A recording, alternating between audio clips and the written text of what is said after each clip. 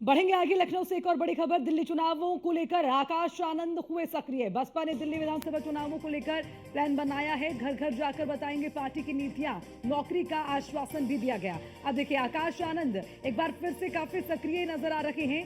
बसपा ने दिल्ली विधानसभा चुनावों को लेकर एक नई स्ट्रेटेजी बना ली है, एक नई प्लानिंग हो रखी है। घर घर जाकर पार्टी की नीतियां बताई जाएंगी। नौकरी का आश्वासन दिया जा रहा है।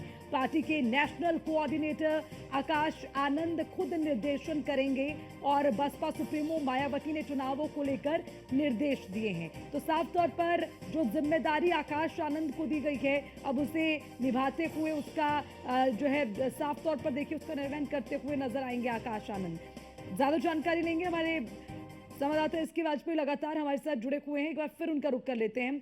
एसके वाजपेयी, देखिए, बसपा की अगर हम बात करें, चाहे वो कोई भी राज्य हो, चुनाव कहीं भी हो, जो बसपा है वो अपने हाशिए पर नजर आती है। लेकिन अब ये जो एक्टिवनेस है, अब जैसे बसपा है दिल्ली विधानसभा चुनावों की तैयारियों में जुटी हुई है, आकाश आनंद कमान संभाले हुए हैं, तो इस अलर्टनेस के क्या मायने निकल कर आते हैं? एक बार फिर से वर्चस्व की लड़ाई। बिल्कुल।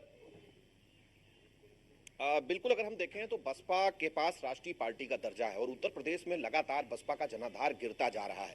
2012 के बाद से जितने भी चुनाव उत्तर प्रदेश में हुए, बसपा हाशिए पर होती चली गई। और सबसे बड़ी बात यह है कि बसपा ने सपा के साथ गठबंधन भी किया, लेकिन बावजूद इसके बहुत अच्छी परफॉर्मेंस बसपा नहीं कर सकी। हालांकि उसके बाद से लगातार बसपा की स्थिति खराब हुई है। चाहे वो 2022 का विधानसभा चुनाव हो, जब एक ही विधायक केवल बसपा अपना जिता सकी, 2024 का लोकसभा चुनाव हो, वो केवल एक भी अपना